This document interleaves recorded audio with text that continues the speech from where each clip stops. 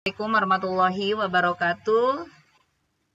Waalaikumsalam warahmatullahi wabarakatuh. Ya, selamat malam, salam sejahtera untuk kita semua. Alhamdulillahirabbil alamin ya, kita berjumpa kembali dalam di sini ada pendampingan untuk piloting PPG, juga pembahasan soal UTBK. Pada malam hari ini kita akan ditemani oleh Pak Ilmi. Ya, sebelum kita belajar bersama, sebaiknya kita berdoa terlebih dahulu. Berdoa dimulai.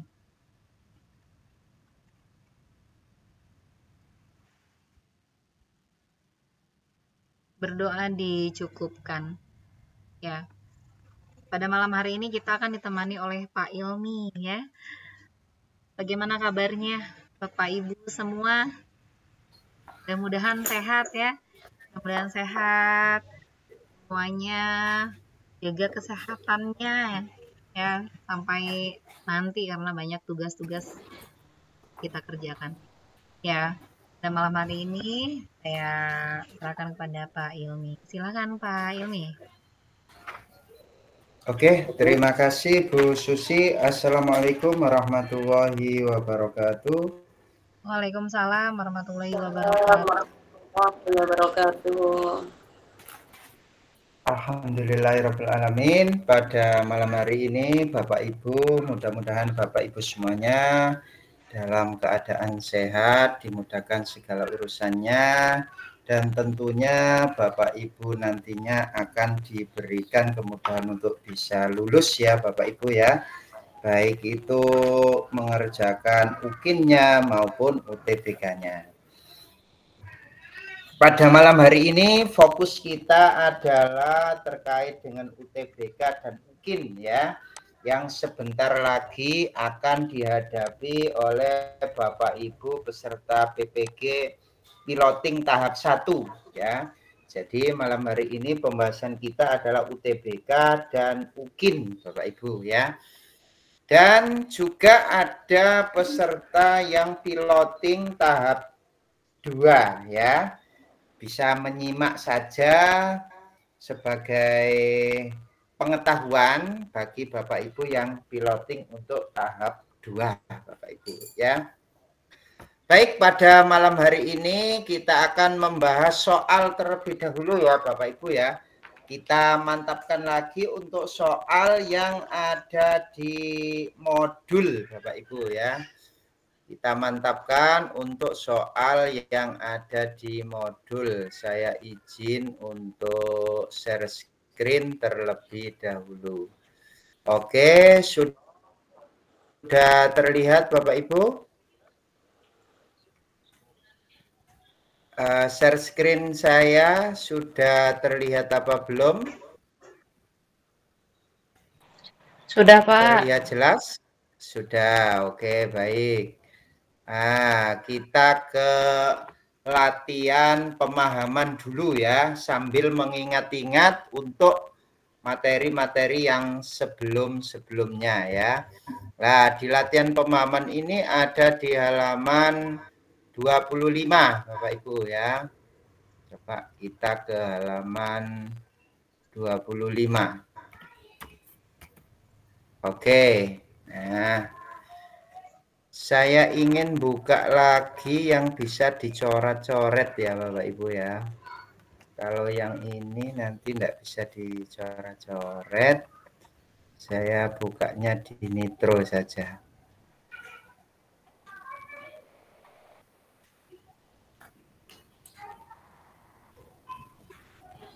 Oke, jadi prediksi kami untuk soal-soal itu Bapak Ibu, sudahkah Bapak Ibu melaksanakan tryout?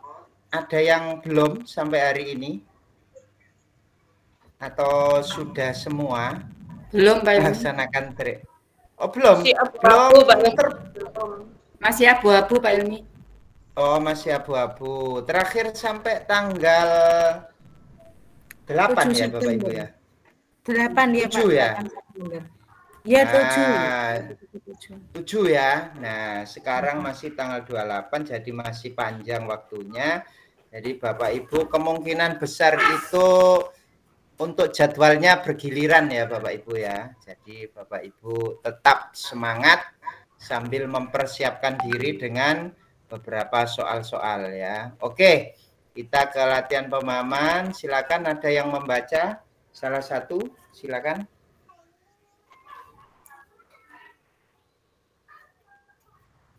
Silakan. Ada yang membaca salah satu, membaca soalnya.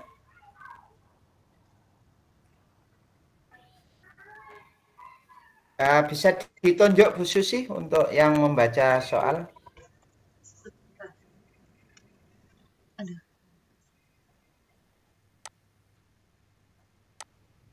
Ya, Ibu Elok Ya, yang bisa membaca membacakan soal. soal. Untuk nomor 1, Ibu Elok bisa membacakan soal, Ibu.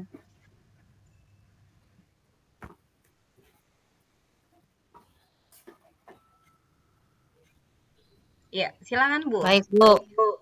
Iya. Nomor 1, fase-fase yang perlu dilakukan untuk merancang perencanaan pembelajaran berbasis prinsip atau UBD adalah opsinya juga. Ya, opsinya juga, Bu. A. Merancang asesmen, merancang kegiatan, dan merumuskan tujuan pembelajaran. B. Merancang asesmen, merumuskan tujuan, dan merancang kegiatan pembelajaran. C. Merancang kegiatan, merumuskan tujuan. Saya di HP nih, Pak. Ketutup apa ini? Oke. Kita lihat Bapak Ibu ya, di sini adalah fase-fase yang perlu dilakukan untuk merancang perencanaan berbasis UBD, Understanding by Design. Understanding by Design itu adalah perencanaan berbasis akhir ya Bapak Ibu ya. Jadi diawali dari akhirnya dulu. Tulisannya kurang besar sedikit Pak Ilmi. Kurang besar sedikit, baik saya besarkan ya. Oke, sudah? Ya, sudah. Enggak kebesaran ini, enggak ya? Oke. Jadi fase-fase yang perlu dilakukan untuk merancang perencanaan pembelajaran berbasis UBD, Understanding by Design. Artinya kita itu merancangnya itu dari belakang dulu. Dari tujuan akhirnya dulu. Anak itu bisa apa? Jadi kalau merancangnya dari tujuan akhir dulu, berarti merancang apa dulu Bapak Ibu? Apakah merancang asesmennya yang pertama, atau merancang kegiatannya, atau merumuskan tujuannya dulu? Merumuskan tujuan. Nah, merumuskan tujuan. Karena understanding by design itu dia harus tahu tujuannya dulu. Ya, tahu tujuannya dulu baru balik ke awal ya. Nah, berarti merumuskan tujuan. Habis merumuskan tujuan terus apa Bapak Ibu urutannya? Merancang kegiatan. Asesmen. Asesmen dulu.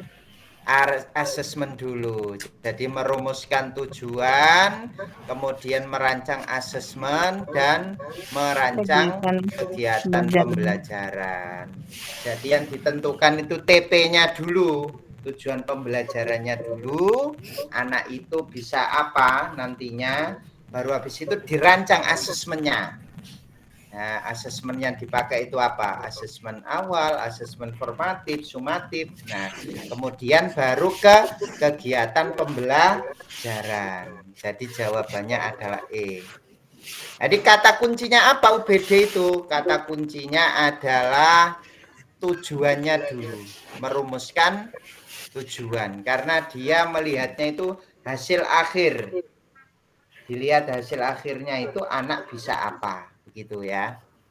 Oke, masih juga terkecoh ini Bapak Ibu ya. Jadi bukan habis tujuan terus merancang kegiatan, bukan. Ya, jadi merancang asesmen dulu baru kegiatannya ya. Oke, yang selanjutnya yang nomor 2, silakan. Yang nomor 2, kami persilakan. Bergantian, silakan Bu. Coba saya ya Pak Ilmi. Iya, silakan. Apa yang seharusnya dilakukan, diketahui, dan dipahami oleh peserta didik di akhir pengajaran? Pertanyaan tersebut perlu dirumuskan oleh guru apabila akan melakukan tahap A. Perencanaan strategi pembelajaran, B. Merumuskan tujuan pembelajaran, C. Merancang asesmen, D. Perancangan kegiatan pembelajaran, E. Perencanaan model pembelajaran. Kalau dijawab sekalian apa Pak Ilmi? Oke, jawabannya apa Bu kira-kira? Tidak salah peserta didik di akhir pengajaran saya merumuskan tujuan. Ya, peserta didik di akhir pengajaran itu bisa apa ya? Ya, merumuskan. Nah, apa yang harus merumuskan tujuan. Nah, oke, baik. Jadi kalau pertanyaannya itu apa yang seharusnya dilakukan, diketahui dan dipahami oleh peserta didik, itu adanya di mana itu? Adanya di TP. Kan peserta didik dapat menyebutkan perkembangbiakan hewan misalkan ya. Berarti itu adanya di mana? Adanya adalah di tujuan pembelajaran ya. Jadi ada di tujuan pembelajaran. Oke, yang selanjutnya yang nomor 3. Oke, silakan nomor 3.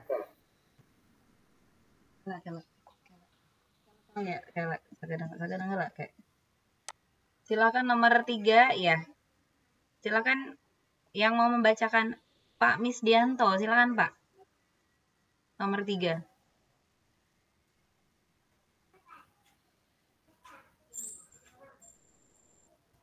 Oke, saya membacakan Pak Ilmi.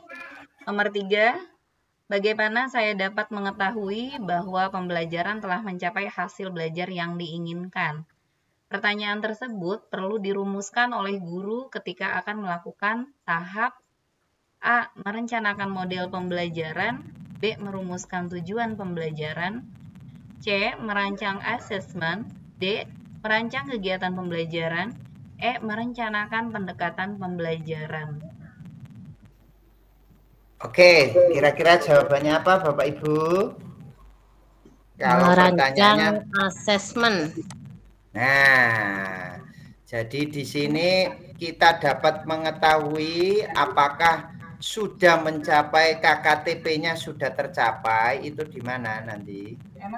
Yaitu ketika merancang asesmen ya, merancang asesmen. Bagaimana saya dapat mengetahui bahwa pembelajaran telah mencapai hasil belajar yang diinginkan, yaitu itu ketika merancang asesmen ya. Asesmen ini digunakan untuk apa sih Bapak Ibu? Mengetahui ya, penilaian, betul. Asesmen itu kan sama dengan penilaian ya. Nah, digunakan untuk apa kira-kira? Kalau asesmen awal digunakan untuk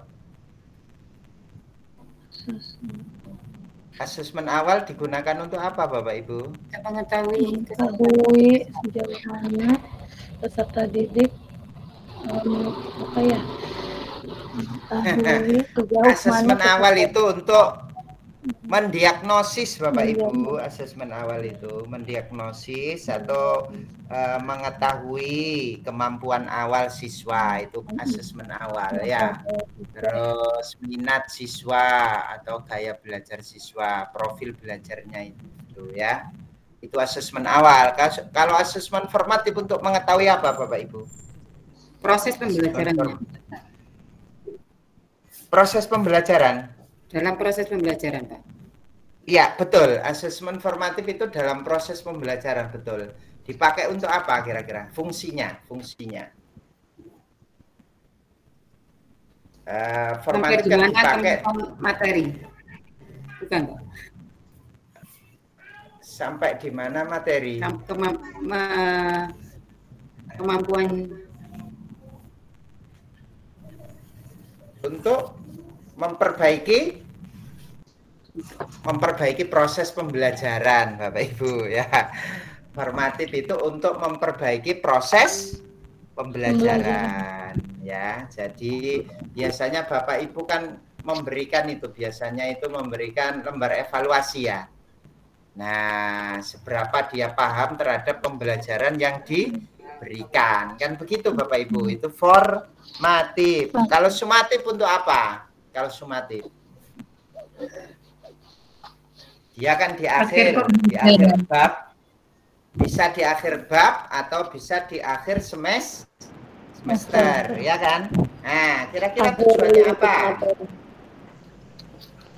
Ya, di akhir lingkup materi atau di akhir semester. Ayo, tujuannya untuk apa, Bapak Ibu? untuk mengetahui hasil akhir kemampuan anak. Ya, betul. Untuk mengetahui hasil belajar peserta didik. Ya, jadi untuk mengetahui hasil akhir belajar peserta didik, ya, itu sumatif. Kalau formatif tadi untuk memperbaiki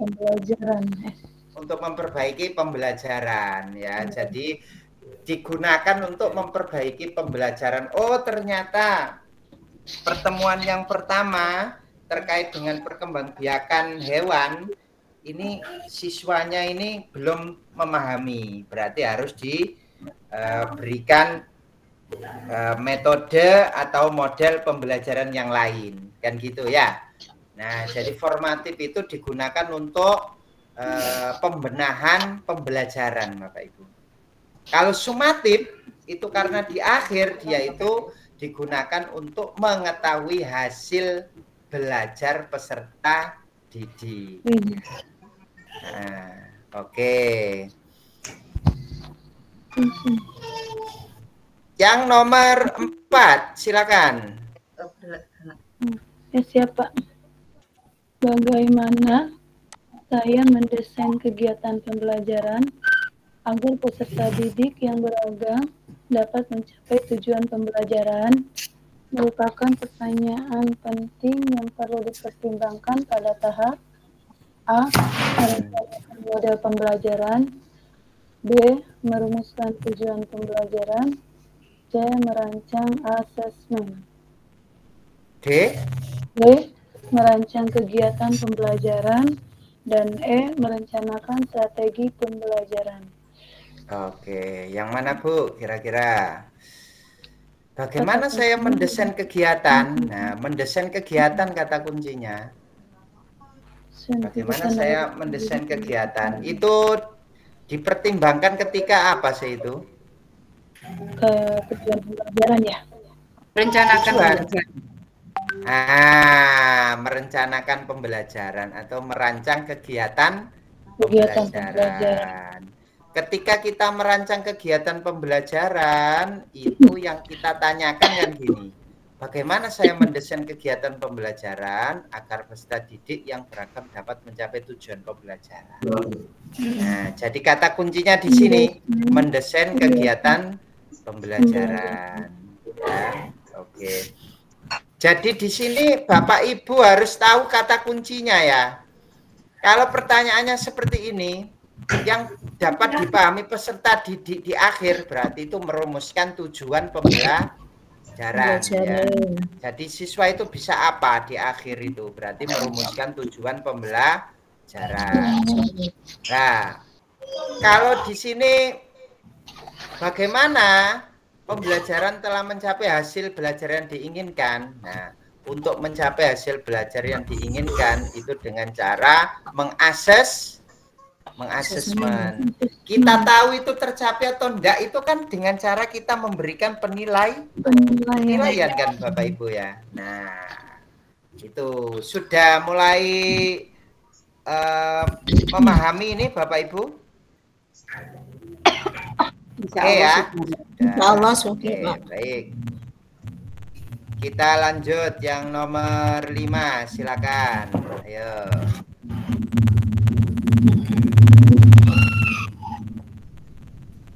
Baik Pak, saya Pak. silakan Bu. Setelah memahami substansi CP, guru diharapkan mulai mendapatkan ide-ide tentang apa yang harus dipelajari oleh peserta didik dalam suatu fase untuk dirumuskan menjadi beberapa tujuan pembelajaran atau TP yang lebih operasional dan konkret. Dalam merumuskan tujuan pembelajaran atau TP, guru dapat memilih beberapa alternatif teknik berikut, kecuali ini. Ya, merumuskan TP dengan cara apa? Ayo. Ya, A. Merumuskan TP secara langsung berdasarkan CP. B. Betul, Merumuskan ya? TP dengan cara menganalisis kompetensi dan lingkup materi pada CP. C. Merumuskan TP secara lintas elemen. D. Merumuskan TP dengan memperhatikan karakteristik peserta didik. E. Merumuskan TP berdasarkan intuisi pribadi tanpa mempertimbangkan kebutuhan peserta didik. Kecuali yang D. D, Pak. Aduh, yang D. Pak. Yang E. Pak. Ini loh, tanpa mempertimbangkan kebutuhan peserta didik itu yang salah. Jadi kita itu kalau merumuskan TP itu wajib memperhatikan kebutuhan peserta didik ya. Nah, jadi wajib memperhatikan kebutuhan peserta didik ketika merancang TP itu ya.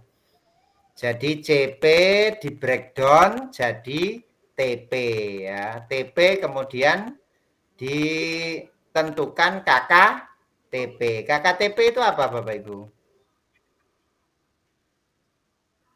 Ayo, KKTP apa ya? Ketuntasan tujuan pembelajaran ya Pak? Ya, sama dengan apa kalau dulu itu? KKM. Nah, betul sekali. Jadi Bapak Ibu harus paham sekarang ya.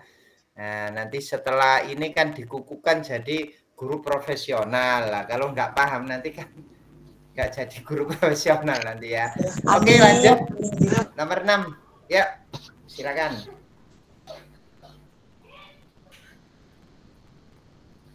Ya, silakan. Nomor 6, bergantian yang belum membaca. Saya baca, Pak. Ya, silakan. Capaian pembelajaran dapat dirumuskan merujuk pada teori belajar konstruktivisme dan kurikulum dengan pendekatan understanding by design yang dikembangkan oleh Eugene dan Pigel. Dalam kerangka teori ini, memahami merupakan kemampuan yang dibangun melalui proses dan pengalaman belajar yang memberikan kesempatan kepada peserta didik untuk dapat menjelaskan, menginterpretasikan, dan mengaplikasikan informasi, menggunakan berbagai perspektif dan berempati atas suatu fenomena. Terkait hal tersebut, pernyataan yang benar dalam kurikulum merdeka adalah pengetahuan tidak digunakan dalam merumuskan CP dan tujuan pembelajaran turunan dari TP. B. Taksonomi pengetahuan tidak menggunakan kata kerja operasional yang spesifik. C. Memberikan kebebasan kepada guru mengikuti taksonomi pengetahuan menurut teori yang disukai. D. Pemahaman dimaknai sebagai suatu proses kognitif yang kompleks, tidak sesederhana sebagai proses berpikir tingkat rendah. E. Menganggap bahwa memahami dapat dicapai tanpa melibatkan proses dan pengalaman belajar yang mendalam, serta tanpa memberikan kesempatan untuk menjelaskan, menginterpretasi, dan mengaplikasikan informasi dengan berbagai perspektif. Jawabannya adalah... Jawabannya yang mana Bapak Ibu? Ini kan untuk menyusun KKO itu kita bisa berpedoman pada apa Bapak Ibu? Kan bisa berpedoman pada miliknya Wigin dan Tige ya. Atau biasanya kita pakai yang mana? Taksonomi? Pakai taksonomi apa Bapak Ibu? Ayo, masih ingat apa? Sudah lupa? Pakai taksonomi belum ya? Iya. Betul Bapak Ibu? Nah, betul, kalau di taksonomi belum, itu memahami itu masih tingkat terendah loh Bapak Ibu. C berapa memahami itu?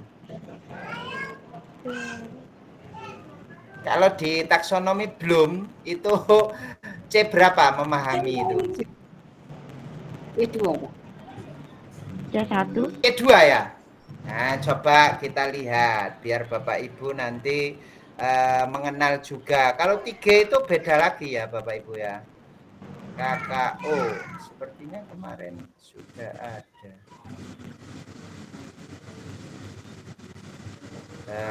Coba kita lihat di online ya.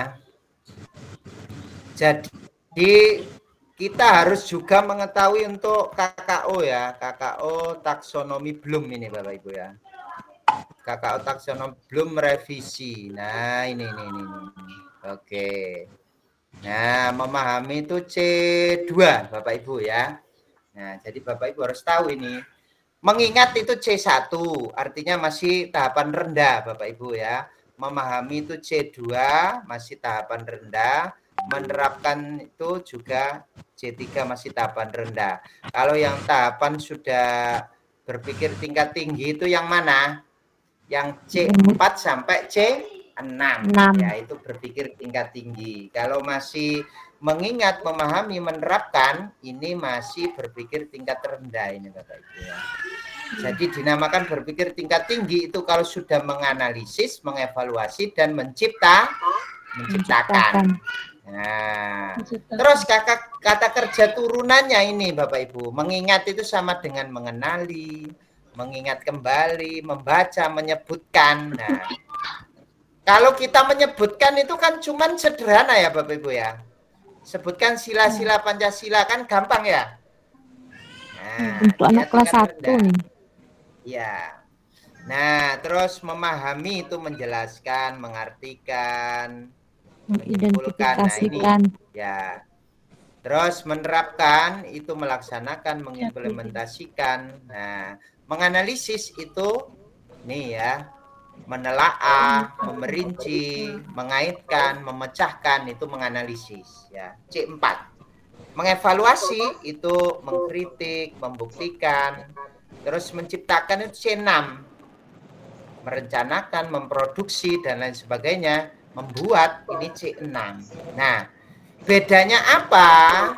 Nah, coba kita lihat ya. Nah, kalau Wigin dan 3 itu memahami itu tidak sederhana Bapak Ibu ya. Jadi 3 itu beranggapan bahwasanya memahami itu dia tidak dikategorikan tingkat pemahaman rendah. Jadi memahami itu melalui proses Bapak Ibu. Nah, kalau taksonomi belum, dia masih tingkatan rendah memahaminya itu. Kalau di Wigin dan 3 itu menganggap bahwasanya memahami itu melalui proses dan pengalaman belajar yang memberikan kesempatan peserta didik untuk menjelaskan, menginterpretasikan, dan mengaplikasikan informasi menggunakan berbagai perspektif. Berarti pernyataan yang benar di sini apa Bapak Ibu? Jawaban D ya. Jawabannya adalah D Bapak Ibu. Pemahaman dimaknai sebagai suatu proses kognitif yang kompleks. Jadi memahami itu adalah proses kognitif yang kompleks kalau menurut siapa? Wigin itu ya. Jadi beda ini Bapak Ibu. Beda toko, beda penilaiannya Bapak Ibu. Kalau kita lihat yang taksonomi belum ini masih rendah. Tapi kalau Wigin itu beranggapan bahwasannya untuk memahami itu adalah proses kognitif yang kompleks. Proses pengetahuan yang kompleks. Kognitif itu pengetahuan ya Bapak Ibu ya. Nah, jadi tidak sederhana sebagai proses berpikir tingkat rendah. Nah, biasa Bapak Ibu, para pakar itu kadang berbeda pendapat, itu tidak masalah di sini ya. Jadi kalau taksonomi belum itu masih C2. Kalau di sini Wiggins itu beranggapan bahwasanya berpikir tidak tingkat rendah sudah ya. Nah, bisa dipahami Bapak Ibu? Nah, coba kita lihat sih Wigin dan Tigi ya. KKO menurut. Oke, kita lihat. KKO. Menurut Wiggins ya, KKO Wiggins ya. Nah, Wiggins dan TG. Nah, ini loh Bapak Ibu ya. Jadi beda loh Bapak Ibu ya. Coba kita lihat. Jadi berbeda dengan, nah ini ya, ada penjelasan, explanation, interpretasi, kemudian aplikasi, perspektif, kemudian yang terakhir empati dan pengenalan diri. Ini kalau menurut Wiggins ya, kalau menurut Wiggins. Jadi pertama itu adalah penjelasan ya. Kemudian yang kedua itu adalah interpretasi. Yang ketiga aplikasi. Yang keempat adalah perspektif. Yang kelima adalah empati. Nah, jadi beda Bapak Ibu ya. Wis memang beda toko, beda pemahaman ya. Jadi ya kita terima saja ya. Nah, jadi jawabannya apa? Jawabannya ini Bapak Ibu ya. Jadi memahami itu kalau menurut Wiggins itu sudah tingkat tinggi ya, tidak lagi rendah ya. Oke, kita lanjut yang nomor 7. Silakan. Nomor 7, silakan. Pembelajaran personal merupakan suatu kesatuan sebaiknya tidak dipisahkan. Terkait hal tersebut, guru dan peserta didik perlu memahami kompetensi yang hendak dicapai. Agar kesulitan proses pembelajaran diupayakan untuk mencapai kompetensi yang dimaksud. Kaitan antara pembelajaran dan asesmen digambarkan dan diilustrasikan melalui ilustrasi berikut kecuali ya, yang A. Bahwa tujuan guru harus memastikan bahwa tujuan pembelajaran sudah sesuai dengan tahapan yang kebutuhan serta didik Kira-kira bener apa enggak? Tujuan pembelajaran harus sesuai Bapak Ibu dengan tahapan dan kebutuhan peserta didik.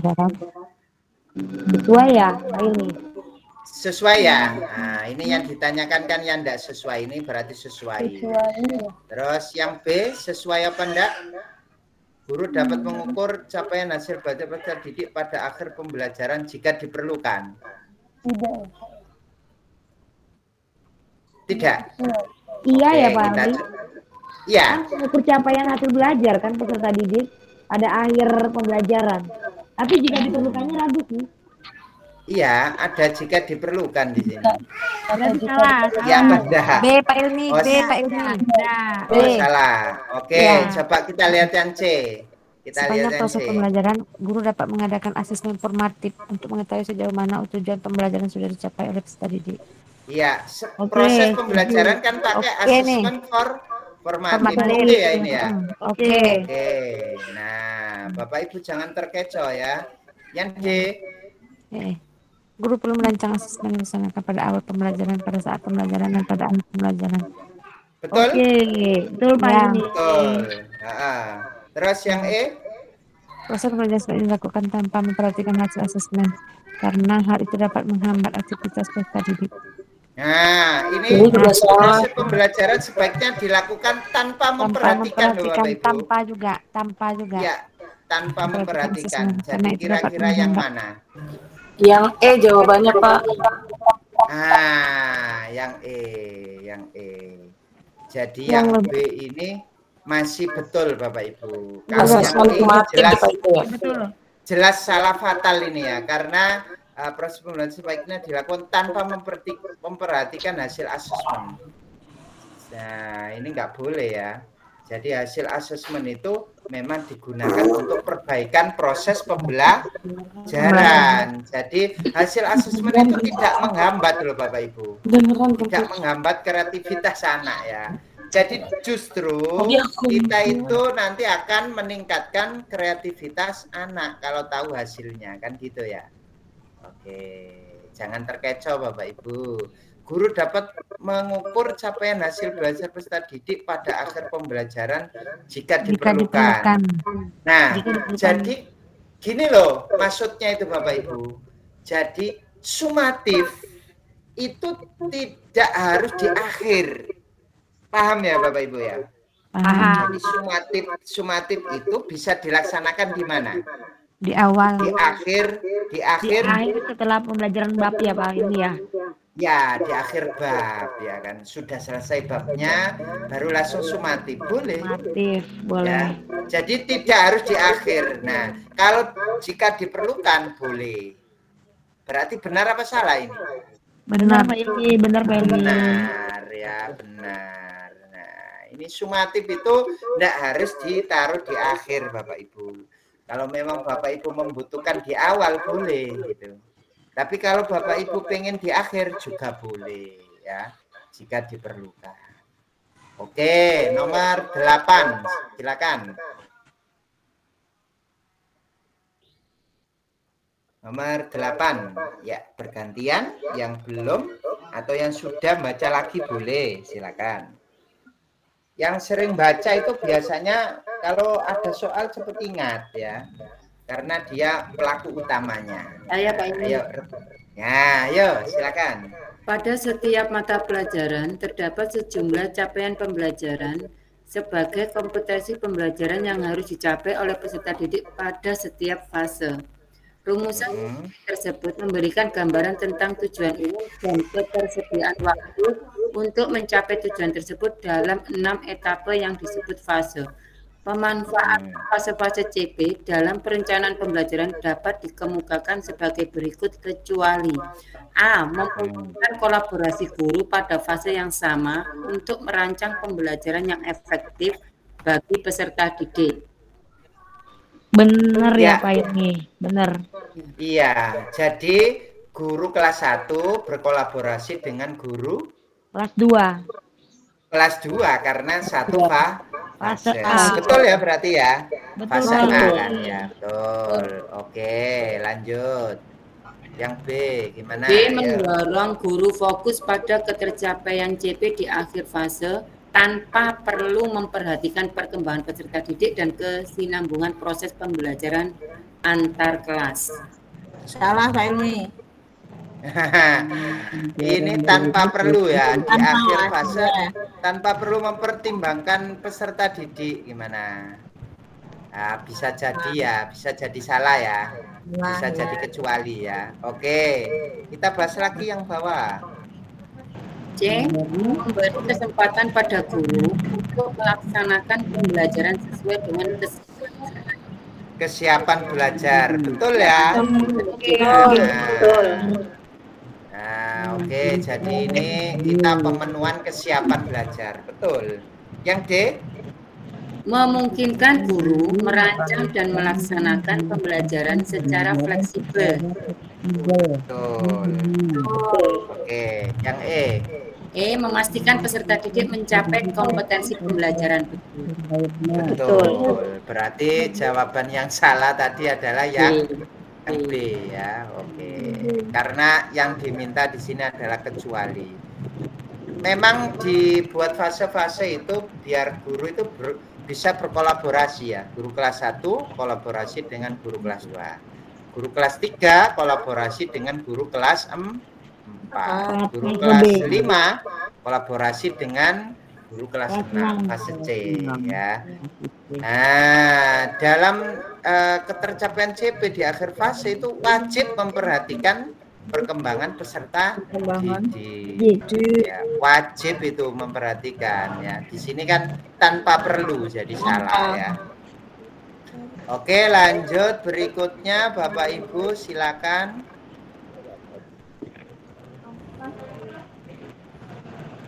KKTP tadi ya, kriteria ketercapaian tujuan pembelajaran atau disebut dengan KKM ya. Kalau dulu KKM, sekarang KKTP. Jadi CP diturunkan jadi TP, kemudian ditentukan KKTP-nya ya. Oke, lanjut. Silakan. Ini di sini pernyataan yang benar yang mana ini? Berikut ini yang benar. Yang mana kira-kira?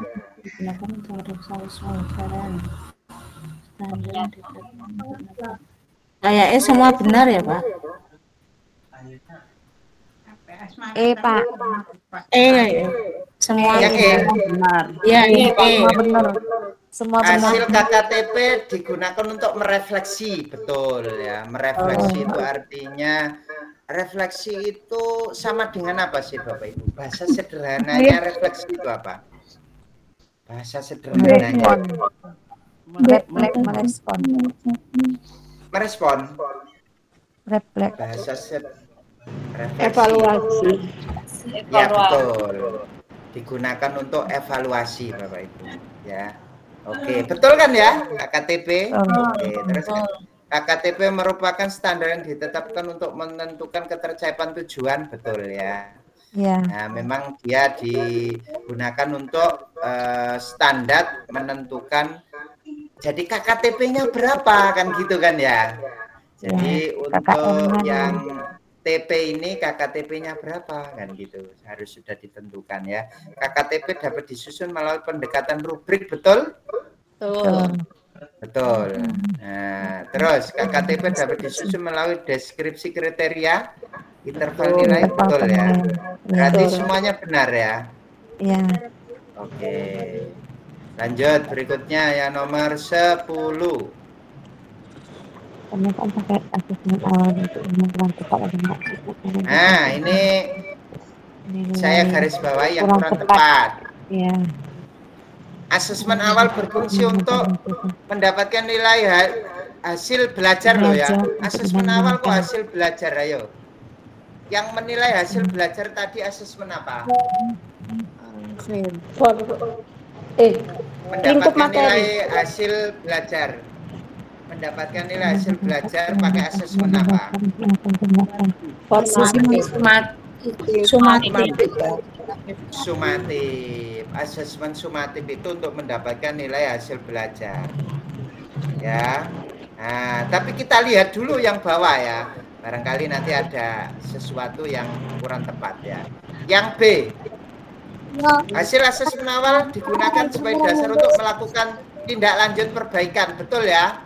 Betul. Betul, Pak. Hasil asesmen awal berfungsi untuk mengetahui tingkat kompetensi, kelemahan, betul ya? Nah, kan dia mendiagnosis kan? Mendiagnosis Iya, kan dia ya. Hasil asesmen awal dapat diterapkan untuk mengetahui kebutuhan, betul ya? Kebutuhannya apa saja kan gitu ya. Hasil asesmen awal digunakan untuk memetakan minat, kemampuan, persiapan. Betul. Berarti yang adalah yang A. Yang A itu harusnya adalah asesmen sumatif. Ya, asesmen sumatif. Jadi harus tahu bedanya. Asesmen awal itu untuk mendiagnosis, ya, mendiagnosa untuk mengetahui kesiapan belajar anak, profil belajar anak, kemudian minat bakat anak. Nah, itu di asesmen awal. Kalau untuk memperbaiki pembelajaran, memperbaiki proses pembelajaran pakai asesmen formatif. Itu untuk memperbaiki. Nah, kalau untuk mendapatkan hasil akhir, hasil pembelajaran, yaitu sumatif ditambah sumatif. Sudah mulai paham ini ya. Sekarang kita ke berikutnya ya. Halaman berapa ini berikutnya ini?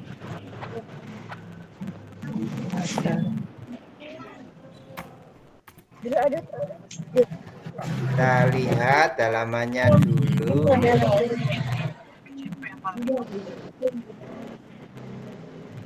Sudah memiliki ini Bapak Ibu. Sudah di-download ini yang pengayaan ini. Belum. Ya, Nah, sudah. 39 halaman 39. Belum Pak, kirim balik lagi Pak. Kirim dong, Pak. Nah, ini ya. 29 udah. Oke, silakan. Nanti kirim lagi ya Pak. Salah satu nanti saya kirim lagi. Salah satu prinsip pembelajaran kurikulum merdeka adalah mempelajari dirancang. Pembelajaran dirancang dan dilaksanakan untuk membangun karakter peserta didik untuk menjadi pembelajaran sepanjang hayat.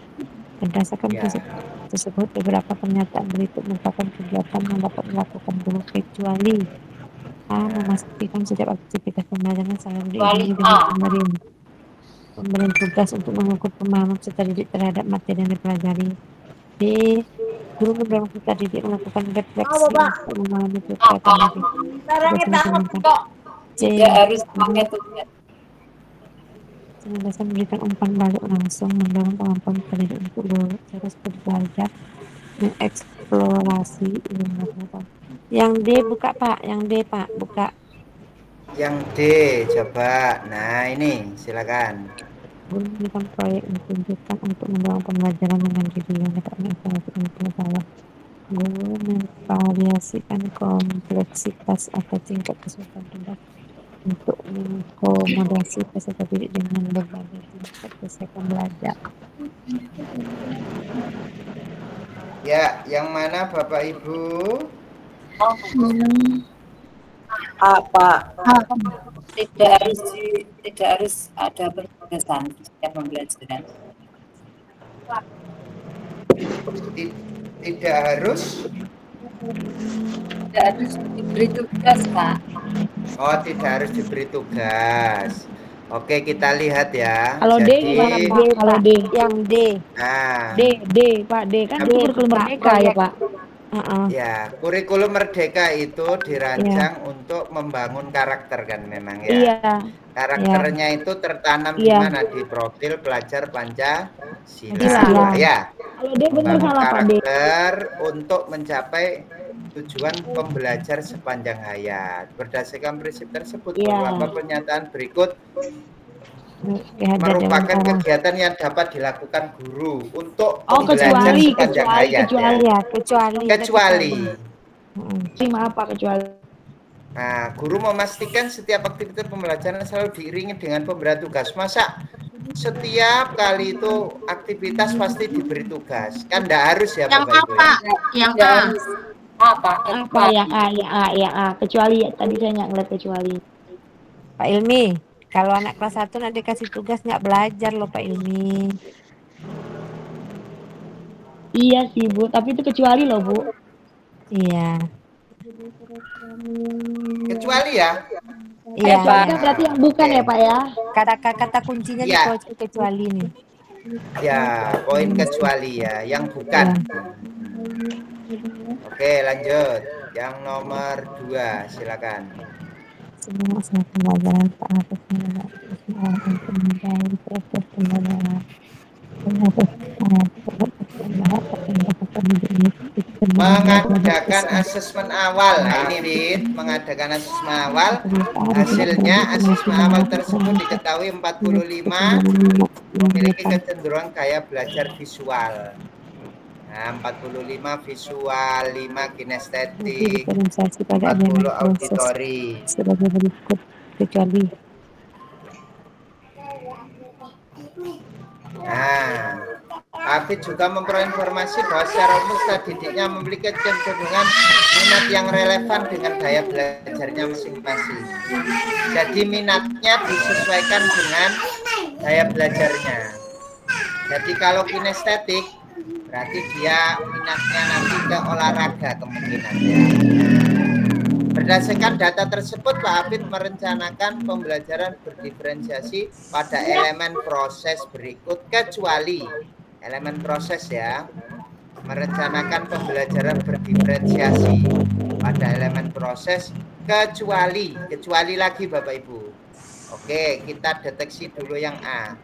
Guru memberikan kesempatan peserta didik untuk mempelajari sumber belajar dalam bentuk modul digital interaktif, betul? Betul Pak. Ya, betul. Betul. Digital interaktif itu tidak hanya suara ya. Dia juga ada gambarnya ya. Ada gambar, ada video, juga ada permainan kan ya. Digital interaktif itu. Jadi ketiganya tercakup apa enggak gaya belajar tersebut? Tercakup. Visual ada ya. Kinestetik Ada. itu tadi permainan ya kan. Ada. Nah, interaktif itu kan pakai permainan ya. Auditori ya. Nah, jadi dia ya. Oke, yang B. Peserta didik diberi kebebasan mengkreasikan pembuatan laporan hasil observasi seperti laporan tertulis, PowerPoint, video, poster maupun bentuk lain sesuai dengan bakat dan minat. Ini produk Elemen proses loh. Elemen proses loh ya. Kalau yang ini produk ya. produk Ya, kalau yang ini produk ya. Oke. Salah produk, Pak. Produk kan ya. Nah, berarti yang kecuali yang mana ini berarti? B, Pak. B. Nah, B. B ya, ini sudah masuk produk. Jadi diferensiasi produk. Yang ini kan masih dalam tahap proses kan ini ya. Nah, terus yang ini, peserta didik diminta mengamati dan mendiskusikan isi video untuk memperoleh pengetahuan baru. Proses ya. Proses. Nah, guru memberi kesempatan peserta didik untuk melakukan praktik bermain. Proses ya, masih proses. Oke. Terus guru membuat beberapa sudut belajar display yang ditempel di tempat berbeda untuk memberi kesempatan didik bergerak saat mengakses informasi. Ya, betul. Oke. Jadi tadi yang kecuali berarti tadi yang produk ya. Oke, lanjut berikutnya yang nomor 3, silakan. Nomor 3. Baru dalam pembelajaran bukan dalam arti menghadirkan konsep dan prinsip pembelajaran yang sepenuhnya baru, namun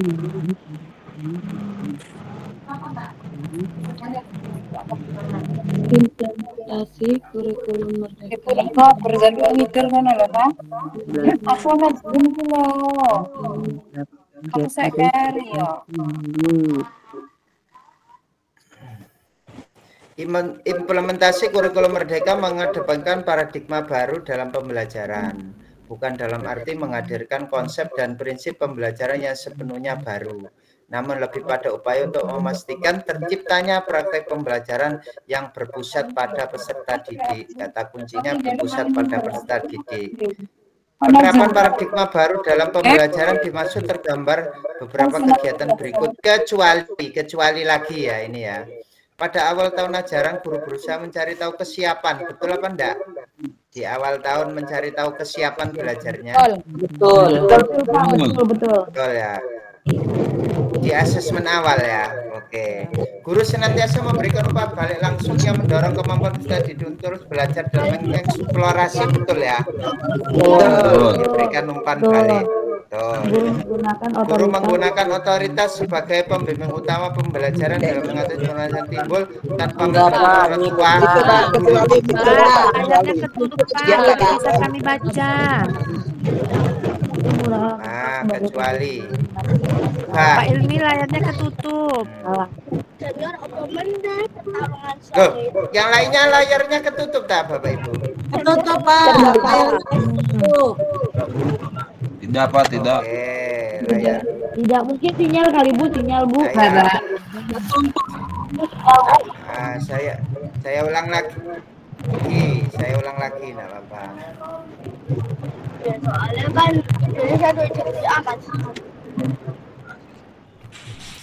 Saya ulang lagi. Nah, sudah terlihat Bapak Ibu? Belum, Pak. Belum kelihatan. Ya, ini sudah terlihat. Pak Sudah ya? belum, Oke. Sudah. Pak. Aku belum, Pak. Wah, kalau belum berarti sinyalnya ini. Ada yang sudah, ada yang belum ini. Oke, didengarkan saja Bapak Ibu, enggak apa-apa ya. Penerapan paradigma baru. Jadi paradigma baru itu tahun ajaran awal mencari tahu kesiapan belajarnya. Betul ya Bapak Ibu ya? Betul. Awal. Terus guru memberikan umpan balik, betul. Guru menggunakan otoritas sebagai pembimbing utama. Lah ini. Salah. Sebenarnya bukan pembimbing utama ya Bapak Ibu ya. Dia hanya sebagai fasilitator ya, sebagai fasilitator ya. Bukan satu-satunya loh guru itu ya.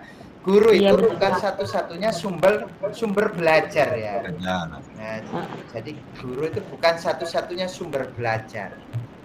Oke, yang D, guru menggunakan berbagai metode, betul. Metodenya harus bervariasi. Metode itu contohnya apa sih Bapak Ibu? Contohnya. Ceramah, diskusi, tanya jawab, ya, pemberian tugas itu metode. Kalau model, contohnya apa? Model itu. PBL, PJBL, discovery, intuitif. Nah, itu model ya. Jadi Bapak Ibu jangan sampai terkecoh antara model dengan metode. Dia harus bisa membedakan. Guru perlu mengevaluasi hasil penilaian formatif ya. Oke, perlu ya. Benar Pak. Jadi jawabannya C ya Pak. Ya, kecuali kan tadi kan ya. Oke. Ya, selanjutnya yang nomor 4 silakan. Peran guru dalam melaksanakan pembelajaran yang relevan dengan prinsip-prinsip pembelajaran berdiferensiasi adalah A. Guru adalah sumber belajar utama dan peserta didik mengikuti apa yang telah ditetapkan. B.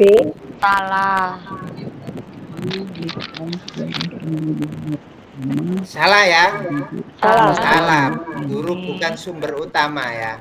Oke, yang B. Guru bukan sebagai sumber belajar utama. Salah, peserta didik dapat belajar dari berbagai sumber.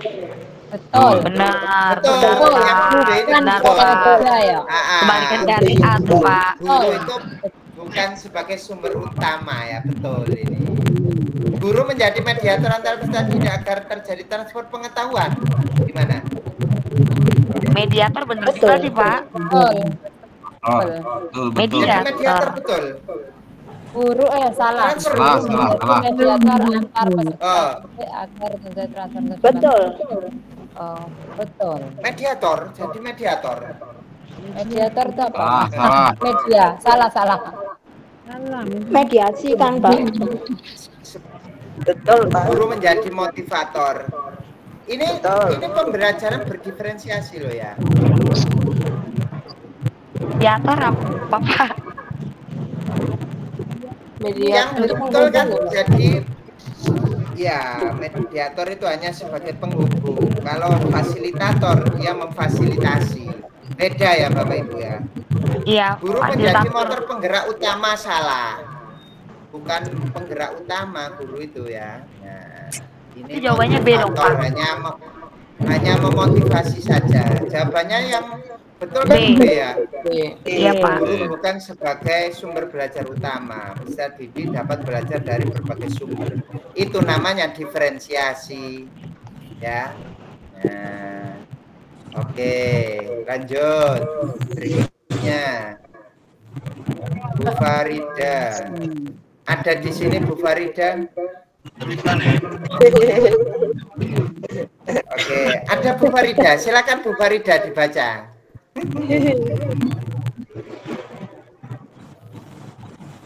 Bu Farida menerapkan pembelajaran berdiferensiasi untuk memenuhi kebutuhan belajar peserta didik. Berarti ini kesiapan belajar ya.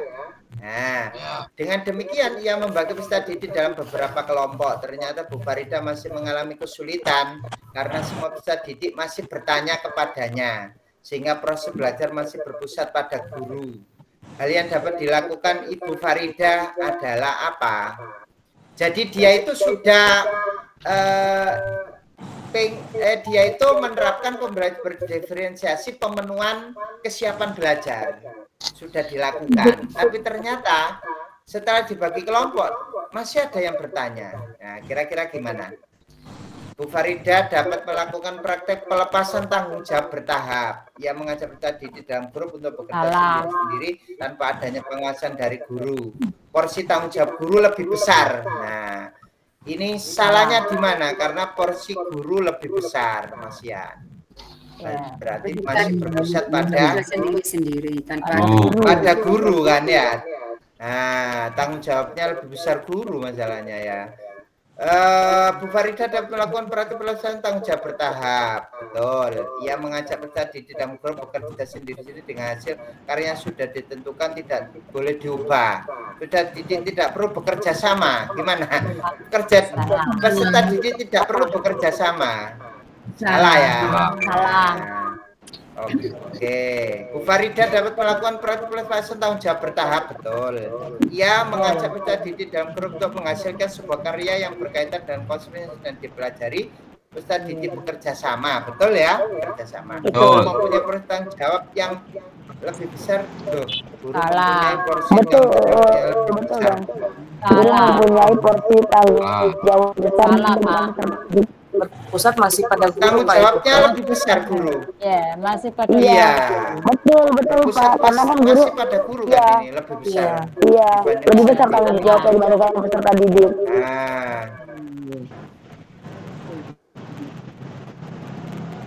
Guru dan peserta didik memiliki tanggung jawab bersama selama proses pembelajaran. Jawabannya D, Pak. Betul, Pak. D. Nah, Mempunyai porsi tanggung Tanggung jawab jawabnya yang sama. lebih besar dibanding Iya, guru Pak. siswanya, Pak. peserta didik bekerja untuk membuat pemahaman karena mereka mempunyai porsi tanggung jawab lebih besar dibanding guru. Jadi sudah berpusat pada peserta didik. Jadinya tidak terlalu besar ya. Nah, oke. Yang ini tadi salah karena ini ya tanggung jawab guru lebih besar Mas Tanggung ya. jawab guru ya. Jadi D ya Pak jawabannya. Iya, D jawabannya. Pelepasan tanggung jawab secara bertahap itu bisa ya. Karena tadi kan masih bertanya sehingga nggak langsung dilepas guru kan ya. Ini kan ternyata mengalami kesulitan Mas Ian. Maka harus dilakukan pelepasan tanggung jawab secara bertahap ya. Nggak langsung disuruh untuk kelompok. Jadi nggak dibiarkan dulu. Bertahap, kemudian diajak untuk menghasilkan karya. Mana ini? Diajak untuk menghasilkan karya, peserta didik bekerja sama, tapi porsinya lebih besar dibanding guru. Ya, oke. Lanjut berikutnya.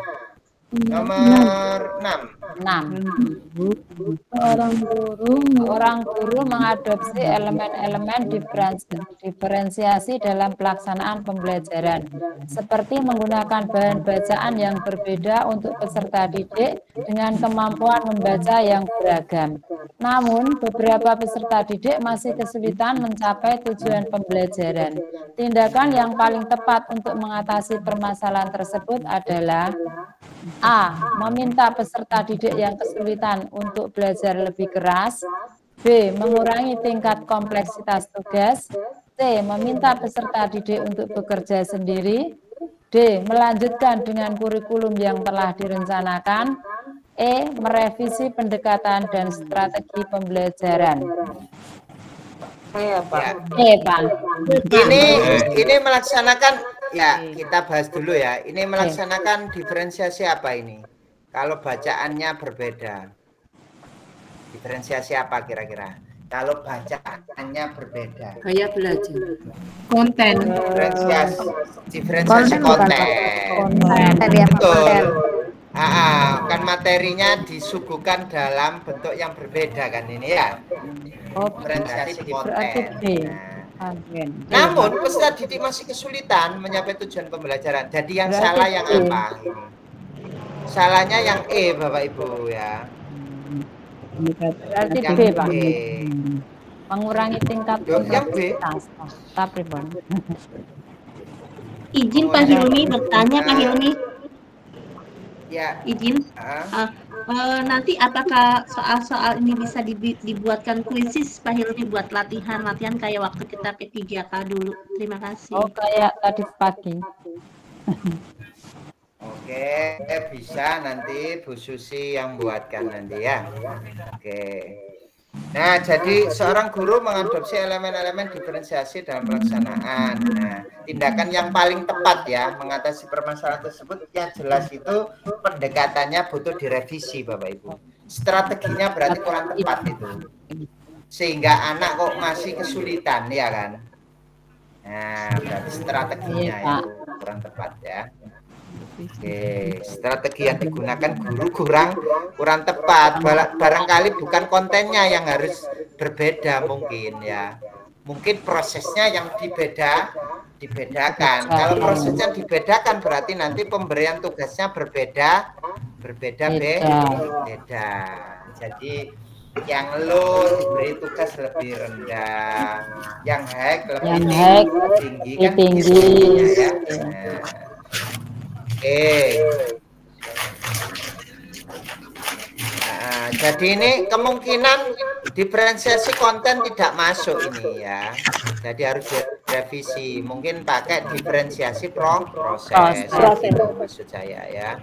Oke, lanjut yang ke-7.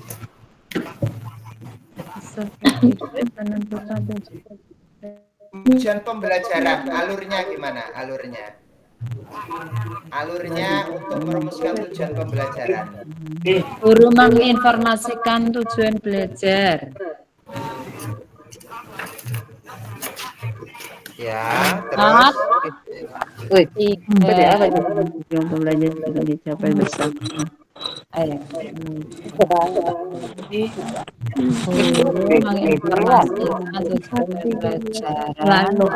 Nomor yang pertama yang 4 ya Pak. Yang pasti itu nanti terakhirnya 1 ya Bapak Ibu ya, yang pasti. Kenapa? Karena ini kan merancang merumuskan tujuan ya. Pak. C, Pak. 4, 3, 2, 1. Ya. 4, 3, 2, 1. Melakukan refleksi kemampuannya terus baru merumuskan tujuan. Menginformasikan tujuan belajarnya, memberikan gambaran rubrik yang digunakan, terus peserta didik merefleksikan, baru peserta didik menentukan tujuan yang akan dicapai dan hal yang apa ingin diketahui. Ini kalau kita melibatkan peserta didik ya. Oke, lanjut berikutnya, silakan. Nomor 8. Melaksanakan orang pembelajaran pada seorang guru yang mendapati bahwa peserta didik tidak mempelajari topik tersebut. Hal yang perlu dilakukan ini pada kegiatan awal pembelajaran adalah kegiatan awal yang perlu dilakukan apa? Kegiatan awal menyampaikan materi ini susah. Salah. Kegiatan awal menyampaikan materi ini susah. Nah, ini salah ya. Salah. Terus yang banyak. Salah. Salah, Pak. Oke, yang C, Menyampaikan secara umum materi yang diajarkan. Betul. Semantik Pak itu ya, betul. Betul, Pak. Mengaitkan materi dengan pengalaman peserta didik. Iya, betul. Di awal itu kita biasanya melakukan persepsi ya, terus mengaitkan dengan pengalaman nyata kan gitu ya, pengalamannya peserta didik itu di kegiatan awal ya. Oke, lanjut yang nomor 9, silakan. Menemukan beberapa peserta didik menemukan yang belum mencapai pembelajaran sehingga mereka ya perlu dilakukan remedi kan ya.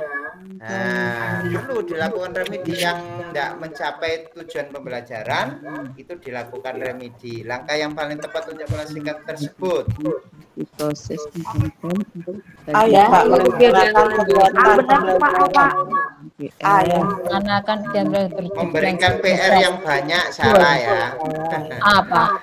Menghubungkan orang tua. Yang ya. Dilakukan ada diferensi proses dan konten. Untuk peserta didik yang memerlukan remedial. Oke. Yang nomor 10 silakan. Yang perlu dipertimbangkan dalam Yang perlu dipertimbangkan kelihatan dalam Pak? beberapa pembelajaran berdifferensiasi. Di layar baru 9. beragam kondisi dan yang biasanya di Google Meet tidak kelihatan ini berarti sinyalnya Bu, sinyal di tempat Ibu ya. Beberapa elemen yang perlu dipertimbangkan: satu, kebutuhan peserta didik, kondisi kelas, kebutuhan guru dan kepala sekolah. Yang perlu dipertimbangkan Bapak Ibu, kebutuhan peserta didik, betul ya? Pak? Iya, betul. Nah, satu, terus kondisi kelas. Kondisi kelas ya. Kebutuhan itu kebutuhan guru enggak ya? Iya, lingkungan sekolah enggak. Lingkungan sekolah juga enggak ya Pak? Jadi 1 dan 2. Itu 2 B. Namanya perlu dipertimbangkan. 1 dan 2. Lanjut. 1 dan 2. Oke, nyampe sini dulu kita diskusi terkait dengan tugas-tugas untuk modulnya. Sudah selesai apa belum Bapak Ibu modulnya? Belum Pak. Belum Pak. Kan ada alurnya Merdeka, kurang paham. Nah, silakan konsultasikan terkait yang belum paham yang mana Bapak Ibu.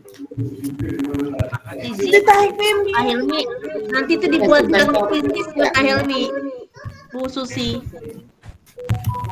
Ya, nanti biar dibuatkan Bu Susi ya.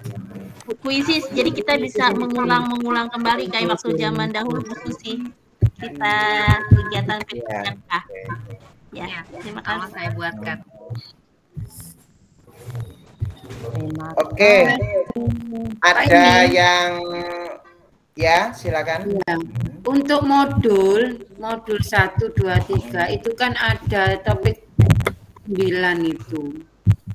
Ada topik 9 ada tiap modul ada topik-topiknya. Itu tiap topik itu kan ada tugas-tugas Pak yang di topik 1, topik 2 dan seterusnya. Itu kan dibuat secara alur Merdeka atau gimana Pak? Dibuat secara alur Merdeka. Kan ada mulai dari diri, kolaborasi, ruang kolaborasi. Itu sesuai modul Bu, isi modul ya, Bu. Ya modul itu tuh. Iya. Belum kemarin udah ada Bu di drive Bu. Tugas-tugasnya itu. Tugas-tugasnya kemarin kan aja. Iya Pak Ilmi kemarin udah ada yang di drive ya Pak Ilmi ya. Kalau Ibu mau ganti ganti dikit aja gitu loh Bu. Kalau saya sih gitu. Miliknya Bu siapa kemarin itu? Bu Santi.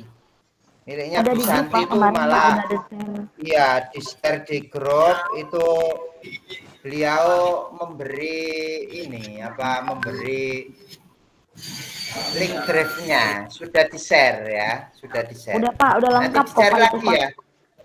Itu udah lengkap ada jawabannya. Berarti saya ketinggalan mungkin Pak, waktu itu mungkin sudah ketutup. Iya. Iya, mohon maaf Pak. Enggak, masih ada.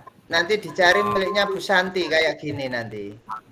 Miliknya Bu Santi itu di dalamnya sudah ada ininya, tugasnya. Loh, ini loh sudah ada tugasnya ya.